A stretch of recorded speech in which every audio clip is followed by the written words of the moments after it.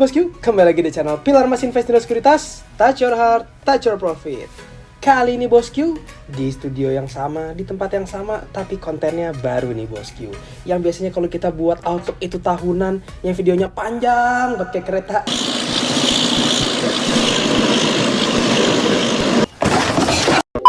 Nah, kalau sekarang kita bikin outlook untuk khusus bulanan nih bosku, yaitu kita akan bahas soal outlook di bulan Februari, ya kan? Nah bosku, kalau bulan Februari ini nih bisa dikira-kira nih bosku, dilihat kayaknya ada masa depannya nih, nggak kayak hubungan kamu sama pacar kamu. Nah, untuk membahas outlook bulan Februari ini, saya sudah mengundang analis spesial dari Pilar Mas nih, yaitu Mbak Rina nih. Apa kabar Mbak Rina? Baik aja. Jadi kita bakal bahas apa nih Mbak sekarang nih? Kita bakal bahas prospek untuk di bulan Februari ini, secara makro. Oh, secara makro, berarti secara luas juga ya? Iya. Oke bosku, supaya dapat insight soal outlook di bulan Februari ini, jangan kemana-mana, tetap tonton video ini sampai habis, supaya bosku bisa mendapatkan informasi yang sangat baik dari kita nih. Oke bosku, tetap di channel Pilar Mas Investindo Sekuritas, touch your heart, touch your profit. Pionier Sekuritas Channel di Indonesia.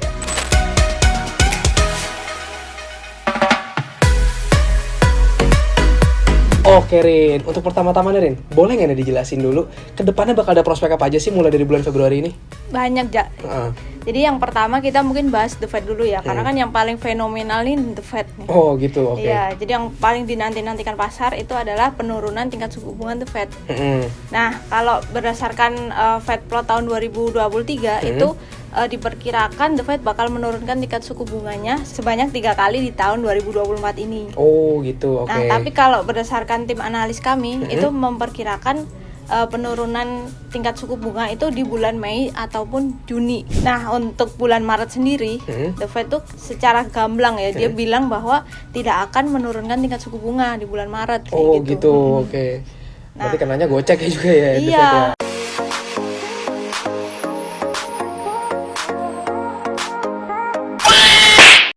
Nah, kan tadi kita bahas Amerika, terus ada juga Eropa nih, di mana Eropa ini inflasinya mulai menurun gitu. Jadi kan kalau inflasi menurun, otomatis prospek penurunan tingkat suku bunga itu bakal besar. Oh iya betul. Nah, kalau berdasarkan probabilitas kami itu tingkat suku bunga Bank Sentral Eropa itu bakal turun di bulan Juni. Oh, jadi gitu. probabilitasnya tingkatnya sampai 100%. Jadi kayak kemungkinan pasti banget gitu. Oh pasti banget turun gitu ya? Iya, gitu. Terus kan kita tadi udah Amerika, terus Eropa, terus selanjutnya kan di Asia ada Jepang. Bang, lari bang, ada meteor. Bang, Madako no Sekai wa Anjir Wibu. Nah, jadi kita kan buat informasi aja ya, kalau Jepang ini kan selama ini tingkat suku bunganya negatif. Dia beda sendiri gitu. Nah, kemungkinan kami ini memprediksi juga tingkat suku bunga Jepang itu bakal naik di bulan April. Jadi bakal ke level 0,5% lah gitu. Oh gitu. Okay. Dan diperkirakan bakal terjadi 1-2 kali kenaikan tingkat suku bunga. Oh oke. Tadi berarti yang tadinya negatif akhirnya naik juga nih tapi ya? Bener. Jadi dia akhirnya ya menyamain yang lainnya juga lah gitu. Ibarat kata kan kita istilahnya nabung juga pengen lah dapat bunga. Oh iya sih. Masa nabung nggak dapat bunga kan? Iya, dapat hikmahnya doang, males ya. Yang benar aja. Iya.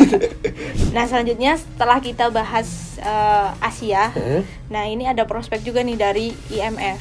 Gitu. Apa tuh IMF? Ini Impossible Mission Force.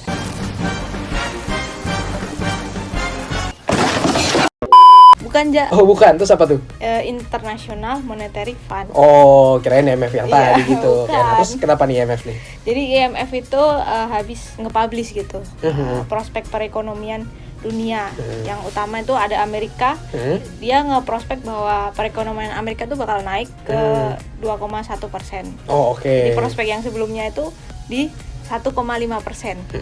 Nah, terus Eropa itu prospek perekonomiannya yang awalnya IMF memprediksi 1,2 jadi 0,9%. Nah, untuk Tiongkok itu IMF memproyeksikannya pertamanya kan 4,2 jadi 4,6% karena didukung oleh pembelanjaan oleh pemerintah gitu. Oh, ini malah naik ya kalau si Tiongkok ini ya. Okay. Bener. Jadi dia dikit-dikit lah naik gitu, pertumbuhan ekonominya dikit-dikit memulihkan. Kemarin dia habis kena COVID yang paling bener. Dia paling lama lah efeknya. Iya. Orang dari dia soalnya. Satu virus mengguncang dunia, virus dari kota Wuhan, Cina. Nah selanjutnya itu ada prospek selain IMF itu ada World Bank. Jadi World Bank itu Bank Dunia. Dia juga habis merilis prospek perekonomian di 2024. Jadi dia merilis bahwa prospek perekonomian di 2024 itu bakal melemah ke 2,4%. Oke. Ini disebabkan banyak ya kan, kita tahu sendiri kayak konflik di Timur Tengah, terus juga ada tingkat suku bunga AS yang entah bener turun tahun ini atau enggak, tapi pasti kan kita berharapnya turun tahun ini lah ya. Terus juga ada perekonomian Tiongkok yang belum 100% memulih banget gitu. Jadi ya agak berat lah di tahun ini sebenarnya. Agak kayak dead and hope. Dead and hope, kayak outlook kita ya. Buat bosku yang udah nonton Outlook, boleh ditonton dulu lah, biar dapat pencerahan nih tahun ini. Hello there.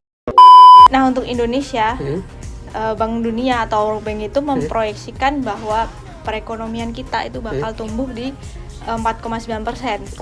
Ini lebih gede daripada negara-negara berkembang lain, bahkan negara maju yang lain gitu. Iya sih. Tadi aja kayak Cina itu naiknya ke 4,6% ya di prediksinya, tapi bahkan Indonesia bisa 4,9%. Bener, ini bagus banget sih. Nah yang terakhir kita juga memproyeksikan nilai tukar rupiah itu bakal di level 15.000 sampai 15.500 per dolarnya di tahun ini. Gitu. USD ya? Iya, itu didorong oleh banyak hal tadi ya, karena kita juga daya belinya kuat, terus juga ada hilirisasi juga kan. Gitu. Iya, terus juga ada kebijakan devisa hasil ekspor.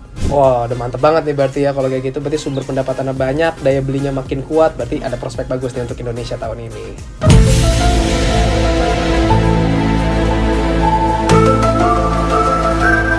Nah, oke Rin, ternyata emang prospeknya kan lumayan banyak juga ya, tadi kita sudah bahas.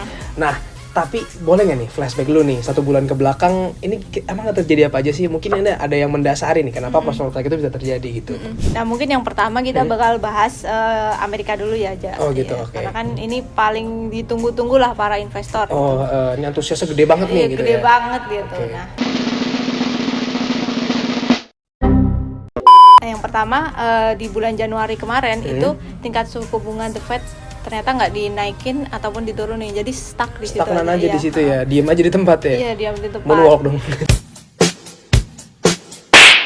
Nah terus waktu itu Paul juga bilang bahwa Maret tuh kita nggak akan nurunin tingkat suku bunga loh gitu. Gitu. Iya. Ya. Padahal kan kita udah berharap nih, yang kemarin tuh kan kita di awal tahun kita udah berharap nih bahwa tingkat suku bunga bakal turun di bulan Maret. Tapi ternyata selamat, kamu kena prank. Selamat, Anda kena prank. Itu kameranya aku taruh situ. Waduh. Ternyata Paul nggak jadi nurunin ya. Iya. Sedih deh semua ya. Semangat deh pokoknya buat kita.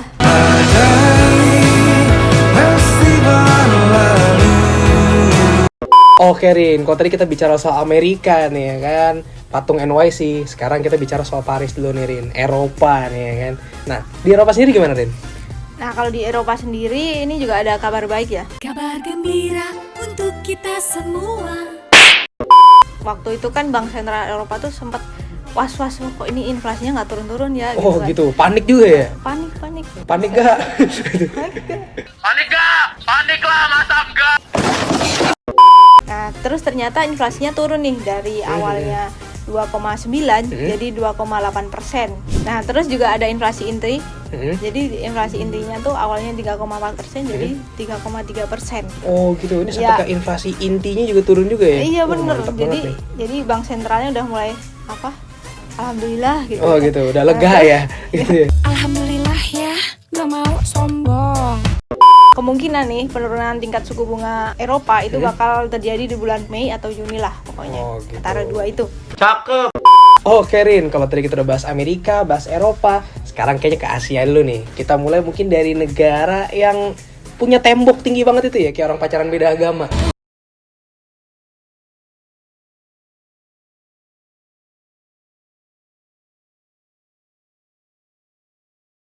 Waduh, ya itu Tiongkok nih atau yang kita kenal Cina gitu kan, Iya. sekarang disebutkan Tiongkok ya. Coba gimana nih kalau dari Tiongkok sendiri? Nah, kalau dari Tiongkok sendiri itu pemerintahnya habis mengeluarkan stimulus. Oh gitu, itu stimulus yang ini ada yang kemarin itu dibilangnya PSL, apa sih, Pledge Sentimental Lending itu ya? Oh gitu, oke, itu gimana Rin? Itu lumayan gede banget. Jadi pemerintahnya nyuntikin stimulus sebanyak 50 miliar dolar USD. Wah, buset gede banget. Iya, jadi Oke. disuntik ke bank-bank untuk gunanya buat pembangunan perumahan dan juga infrastruktur kayak gitu. Oh, mantep banget nih, berarti infrastruktur Cina makin oke nih gitu kan. Bener. Ya, selanjutnya Rin? Nah, tapi menurut kami nih itu bukan yang dibutuhin oleh Oh, gitu. perekonomian Cina atau kita bilang Tiongkok gitu ya. Karena sebenarnya masalah di Tiongkok itu adalah daya belinya yang lemah gitu. Jadi buat apa sih kita bangun infrastruktur atau bangun rumah gitu-gitu tapi daya belinya tidak didukung, tidak Oh disokong gitu, gitu. kebanyakan supply tapi nggak ada demand-nya Nah, gitu ya. betul, Oke. betul ya kayak gitu. Jadi menurut kami sih sebenarnya masih kurang tepat ya, tapi mungkin ini ada satu yang membuat investor makin percaya nih dengan Tiongkok kayak gitu, karena baru-baru ini regulatornya bursa Tiongkok itu dia melakukan pengetatan. Jadi pengetatan dalam artian pengetatan buat margin sell dan short sell. Oh gitu, oke. Ya, jadi buktinya ini tuh efektif karena habis pengumuman itu bursa Tiongkok itu semuanya hijau.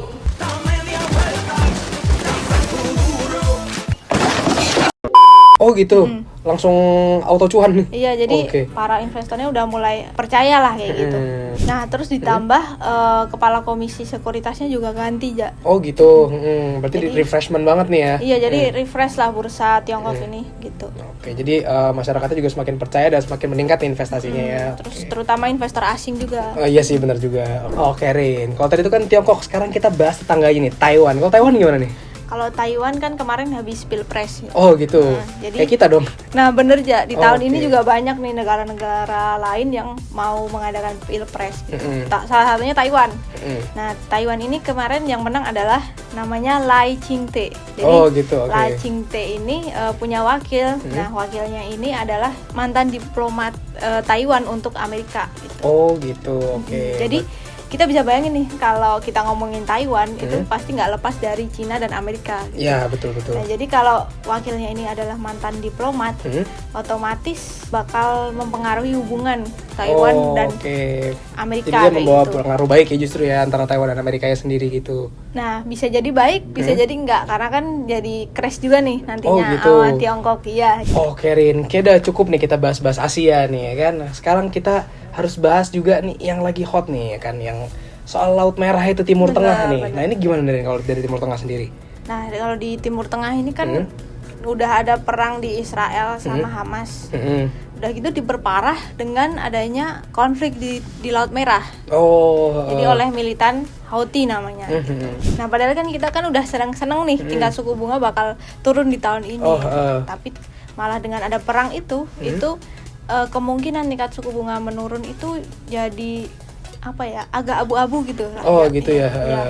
Di Karena banyak yang terpengaruh juga ternyata ya dari suku Iya, bunga ini gitu. bener. Nah, terutama di bidang logistik gitu. Jadi karena kan kalau kita bicara Laut Merah itu kan pasti banyak kapal ya pengiriman gitu, mau itu minyak, mau apa segala macam semuanya pasti lewat situ situ gitu kalau ya. kita mau kirim ke Timur Tengah atau Eropa kayak gitu. Dengan adanya konflik itu, biaya atau tarif logistik itu bakal naik gitu. Oh gitu. Bukan bakal, emang udah naik. Oh. Ya, jadi Oke. udah naik sebesar 10 kali lipat. Oh, buset. Agak-agak berat juga ya berarti ya untuk pengiriman-pengiriman ini. Jadi mahal di ongkir. Oke. Udah gitu diperparah juga asuransi ini jadi kayak membatasi covernya nih buat kapal-kapal ini. Oh, karena mereka juga pasti takut sih hari ini. Iya, Oke. takut lah. Jadi kayak risikonya gede lah kalau ngasih asuransi ke kapal itu gitu. Oke. Rugi dong. Yang bener aja. Rugi dong. Yang bener aja. Udah biayanya kan tinggi. Nah, sebenarnya biaya tinggi ini selain asuransi tadi juga ada Dimana kalau kapal kan pasti nggak mau ya, dia resikonya gede ngelewatin Laut Merah, dia harus muter nih ke Tanjung Harapan Afrika. Oh jadi gitu. kayak udah gitu Buang-buang bensin ya kenanya ya. bensinnya Oke. semakin gede lah gitu. Kenapa sih konflik di Laut Merah ini berpengaruh banget? Karena 12% pengiriman global itu dari laut. Oh gitu, iya sih, makanya kan banyak kan shipping ya gitu ya. Iya Oke. benar, jadi ini berpengaruh banget gitu. Jadi ya prospek penurunan tingkat suku bunga tuh jadi kayak menurun gitu. Iya menurun gitu ya, Udah kemungkinan gitu, tuh jadi mengecil gitu ya gara-gara ini. Jadi kemungkinan inflasi jadi makin gede. Waduh, agak serem juga nih. Jadi ya kita nggak tahu deh gimana nanti ke depannya gitu. Ya sekarang kita coba bisa berdoa ya bosku, semoga tingkat suku bunga tetap membaik ya kan di tengah konflik-konflik yang terjadi. Tetap kita terima kabar baik sebagai para investor juga, sehingga kita bisa happy nih dan dapat cuan tentunya. Amin. Oke Rin, kalau tadi kita udah keliling dunia nih bahasa nih kan, ke Eropa udah, Amerika udah, Asia udah, sampai Timur Tengah yang lagi berkonflik pun udah nih. Sekarang saatnya kita kembali ke negeri kita sendiri nih. Ada apa sih di negeri kita? Ya, jadi kan selama dari awal tahun ini itu tuh banyak kejadian. Oh gitu, oke. Nah jadi yang pertama kita bakal bahas pendapatan negara kita nih. Jadi di tahun 2023 ini pendapatan negara kita naik 5,3% year on year ya, dibandingkan tahun 2022. Terus habis itu selanjutnya juga ada PDB gitu ya. Nah jadi PDB kita itu di tahun 2023 ternyata berada di 5,04% year on year. Jadi 5,04% ini sesuai dengan perkiraan pemerintah nih. Jadi kita PDB-nya bakal di 5% gitu. Ternyata bener realisasinya. Jadi masih cukup kuat dibandingkan negara-negara lain. Oh oke Rin, berarti PDB-nya masih lumayan oke juga nih ya. Nah kalau dari devisanya gimana Rin? Nah kalau dari cadangan devisa sendiri di bulan Desember 2023 itu tercatat sebesar 146,4 miliar US dollar. Wah gede ya ternyata. Ini lebih besar daripada bulan sebelumnya di 138,1 miliar US dollar. Oke Rin, kalau itu kan tadi dari bahas devisa ya. Kalau dari realisasi investasinya gimana nih? Nah, kabar baiknya nih di tahun 2023 ternyata realisasi investasi kita itu tercapai sebesar 101,3%. Wow, mantap Jadi banget nih. udah ngelebihin target lah di tahun 2023. Mantap banget nih bosku ya kan. Nah buat bosku nih yang baru memulai investasi nih, merealisasikan apa yang dikira nih soal investasi nih, bisa langsung mulai di Pilar Mas ya bosku. Mau pesen makan aja banyak banget sih biayanya. Kayak mau beli saham aja. Tapi jadi kepikiran deh, ada nggak sih sekuritas yang nggak ada biaya macam-macamnya? Wah, ada dong Pilar Mas Online Trading solusinya. Pakai Pilar Mas Online Trading, free data market, real time, dan free edukasi. Hanya di Pilar Mas Investindo Sekuritas. Nah, dari total realisasi investasi itu sebesar 52,4%-nya tuh ternyata asing, investor asing. Oh gitu. Iya, Oke. jadi berarti kan kita cukup apa ya? Menarik ya di Menarik, mata luar ya. Oke. bener. Termasuk negara berkembang yang cukup prospek lah. Nah, terus selanjutnya yang terakhir itu ada inflasi. Jadi di tahun ini di bulan Januari itu inflasi kita menurun nih, Ja. Oh mantap banget dong. Iya, jadi di bulan sebelumnya 2,61%, jadi 2,57% ya gitu. Oh gitu, berarti penurunannya lumayan oke juga nih ya. Bener, jadi penurunan inflasi ini bisa jadi peluang nih bagi kita buat menurunkan tingkat suku bunga. Tapi BI juga harus dengan pertimbangan bahwa The Fed itu udah menurunkan tingkat suku bunga. Oh gitu, soalnya kita ngikutin sana sih ya. Bener. Oke Rin, tadi kan ternyata udah dibahas juga Indonesia juga prospeknya bagus ternyata ya gitu kan. Apa yang terjadi juga hal-hal lebih ke hal positif gitu kan. Jadi untuk bulan Februari dan ke depannya ini nih kesimpulannya apa nih Rin? Nah kesimpulannya sih kita tetap berharap ya bahwa tingkat suku bunga The Fed itu bakal turun di tahun ini. Terus juga ekonomi Tiongkok itu bakal memulih. Harapannya ya pasti. Terus juga konflik di Timur Tengah itu segera mereda lah gitu. Oh iya. Nah jadi kan bakal berpengaruh juga nih ke cadangan devisa kita, terus pendapatan negara sih. kita, terus juga PDB kita kayak gitu. Karena emang dari Laut Merah sendiri kan emang dia jalurnya utamanya sebenarnya Benar, gitu. kalau kita bicara konflik Timur Tengah ya kayak gitu Ja. Udah gitu kan kita juga banyak komoditas ekspor kita nih yang terpengaruh oleh konflik Timur Tengah. Oke bosku, selesai sudah pembahasan kita soal outlook di bulan Februari ini ya kan. Yang bisa kita lihat tadi ada konflik di Timur Tengah, ada konflik juga di Israel ya, di Israel dan di Palestina gitu kan. Kita doakan semoga konflik-konflik ini cepat mereda sehingga bisa membawa kabar baik untuk tingkat suku bunga kita nih ya kan. Dan akhirnya dari kabar baik tingkat suku bunga ini, nah akan mendatangkan cuan nih untuk para investor-investor di Indonesia maupun di luar negeri gitu kan. Nah oke, terima kasih juga nih untuk Arinda yang sudah membahas nih secara mendetail tentang outlook di bulan Februari ini ya kan. Mari kita berdoa sama-sama semoga pasar modal Indonesia semakin bagus nih ke depannya nih. Oke boskus, terima kasih sudah menonton video ini sampai habis. Jangan lupa untuk like, comment, subscribe dan tonton terus channel Pilar Mas Investasi Sekuritas. Touch your heart, touch your profit. Pionir Sekuritas Channel di Indonesia.